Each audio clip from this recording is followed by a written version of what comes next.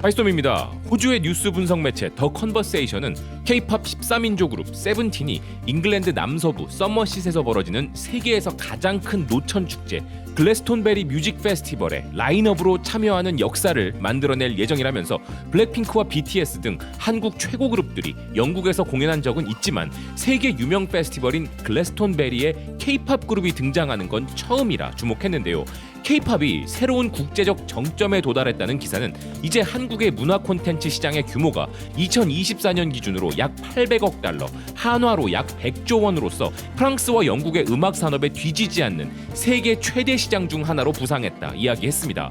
또한 이런 한국 대중문화의 성공은 다른 경제 분야에서도 느껴진다는 기사는 K-팝과 한국의 스크린 스타들은 한국 기업과 브랜드 계약을 맺고 화장품, 세탁기, 스마트폰 등 한국 기업 제품들을 세계 소비자들에게 선보였으며 공공 외교에까지 도움을 줄 정도로 한류는 막강한 위력을 갖고 있다 소개했는데요. 실제 우리 대중문화는 그 자체로의 산업적 위력을 넘어 한국의 수많은 소매 산업에 큰 영향력을 발휘하고 있죠.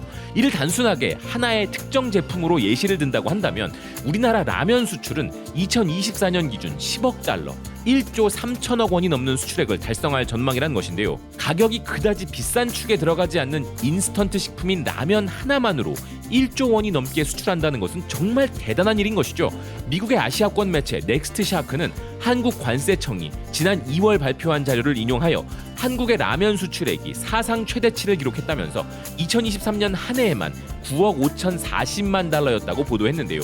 우리나라의 라면 수출액은 2015년 이후 끊임없이 성장하고 있고 이렇게 라면 수출액 최고 기록을 꾸준히 경신하고 있다는 점을 감안하면 2024년에는 수출액 10억 달러 달성이 가능할 것으로 예상된다는 것이었습니다.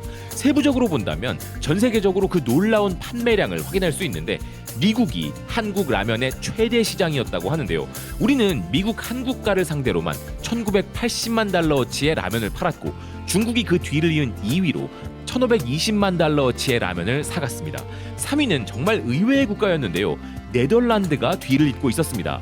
4위는 전통적으로 라면을 즐기는 국가인 일본이었고 5위는 동남아 최강의 한류 국가 중 하나인 말레이시아였는데요. 아울러 이런 한국 라면의 인기 급상승의 이유에 대해서 이 매체는 다양한 한국 드라마와 영화에 라면이 자주 등장하기 때문이라면서 특히나 한국 드라마 시청률이 급증했던 팬데믹 기간 동안 우리나라 라면의 수출도 더욱 활발해졌다고 이야기했습니다. 또한 K-팝도 크게 기여했다면서 대표적 사례로 BTS의 지민이 생방송 중 삼양식품의 불닭볶음면을 먹은 뒤에 붉은 입술로 눈물을 흘리는 모습이 해당 제품의 판매를 촉진했다는 것인데요. 한국 대중문화가 가진 영향력, 즉 한류가 한국 제품의 소비량을 증가시키는 힘은 단순히 한국 라면 하나만을 예시로 들었을 때도 이렇게 확실하게 드러나고 있습니다만 이를 산업 전체적인 프레임으로 보니 그 위력이 실로 어마어마함을 알 수 있었는데요. 그저 막연히 한류가 한국 제품 판매에 긍정적이겠지라는 수준을 넘어서고 있는 상황인 것입니다. 전 세계 유통 네트워크에 대한 분석을 전문적으로 다루는 리테일 인사이트 네트워크라는 매체가 이에 대한 분석을 내놓고 있었는데요. 일명 K-리테일이 현재 글로벌 유통망을 장악하고 있다는 것입니다. 한국의 기술 혁신과 한국의 대중문화의 수출 증가에 힘입어 한국의 소비재와 소매 산업이 지금 불을 뿜고 있다는 것이었는데요. 기사는 한국 문화는 음식과 TV, 패션, 음악 등 현대 일상생활의 여러 분야에 널리 퍼져 있고 그 영향은 필연적으로 다양한 부분에 걸쳐 한국 제품에 대한 글로벌 소매 붐을 일으켰다면서 한국 소매 제품의 시장 규모는 2022년 440조 5천억 원으로 평가되었는데 이 시장은 2027년까지 연평균 성장률 5% 이상을 지속할 것으로 예상된다는 것이었습니다.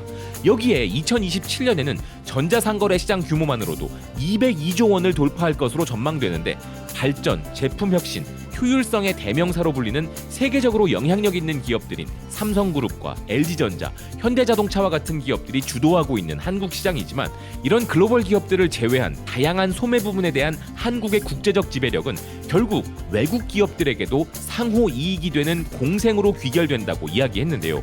이렇게 한류는 한국 소매 업체들의 홍보에 매우 큰 역할을 해주고 있으며 세계 각지에서 외국인 직접 투자를 위한 비옥한 기반을 제공하고 있다는 것이었습니다. 그리고 이런 한국 대중문화의 높은 주목도를 활용하는 것은 비단 한국 기업들뿐만 아니라 글로벌 기업들 역시 마찬가지라는 것인데요. 현재 전 세계 기업들은 특정 산업이나 제품에 관계없이 한국과 한국 상품의 소비자들을 잡기 위해 투자하고 있다면서 지난 2월 현대백화점과 태국의 부동산 개발업체 CMP와그룹이 서로 협력하기로 했다는 것입니다. 이런 협력 관계가 이루어진 이유는 한국에 관심이 많은 태국 고객들과 태국을 방문하는 외국인 관광객들 모두를 만족시키기 위해 K-팝, K-푸드, K-패션 등 한국 문화 쇼핑몰을 만들기 위한 것이었다는데요.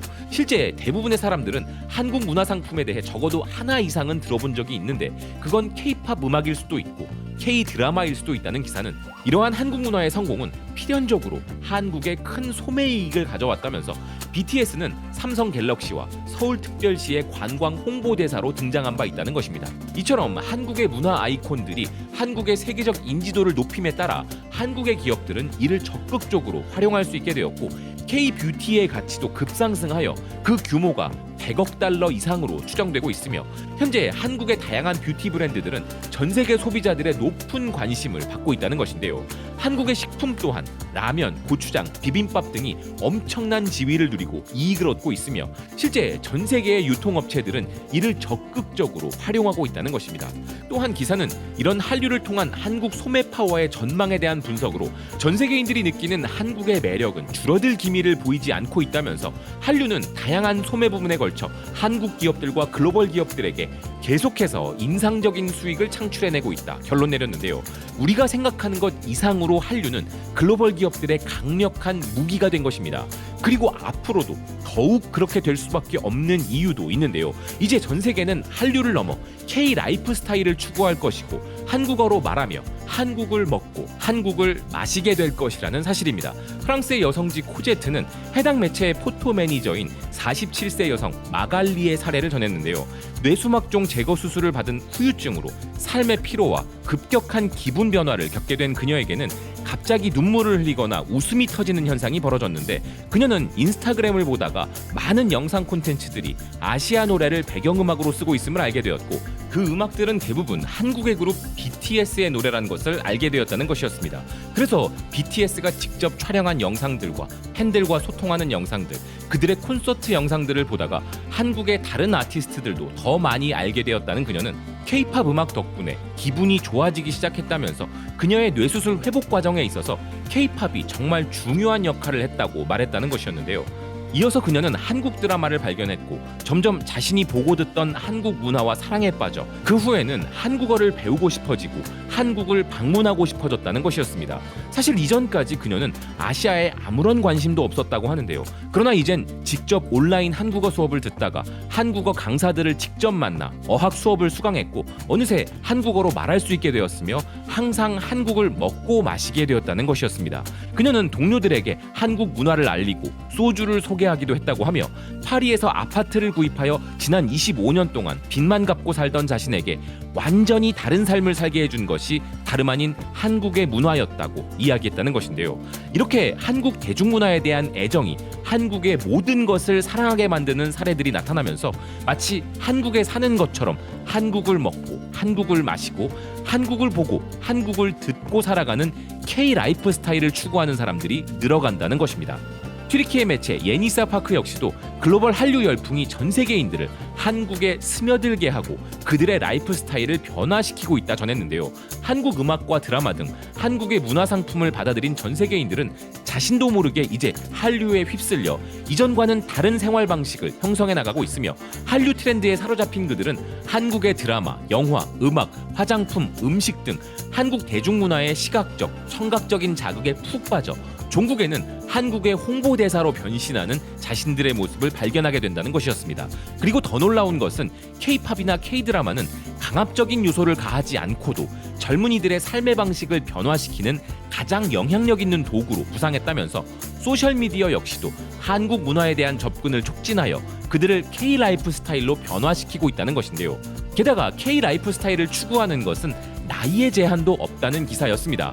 미국 펜실베니아 주립대학교의 사회학자 사무엘 리처드는 K-팝 청취자들의 많은 숫자는 젊은 나이대이지만 실제로 다양한 연령층의 청중들이 포함되어 있다면서 이들은 단순히 한국 음악과 드라마를 혼자서만 즐기는 것이 아니라 주변 사람들과 이를 공유하고 지구 반대편에 있는 사람들과도 소통하는 특징을 보인다는 것인데요. 또한 이런 한류 팬들은 K-팝을 넘어 한국 문화의 다른 부분에도 관심을 갖게 되며 그게 바로 한국과 한국이 휘두르는 소프트 파워로 발전한다는 것입니다. 그리고 이 전문가가 주목한 부분 역시도 다양한 나라의 한류 팬들은 자신이 한국이 아닌 다른 곳에 거주하면서도 이상적인 한국의 라이프 스타일을 모방하기 위해 노력한다는 부분이었는데요.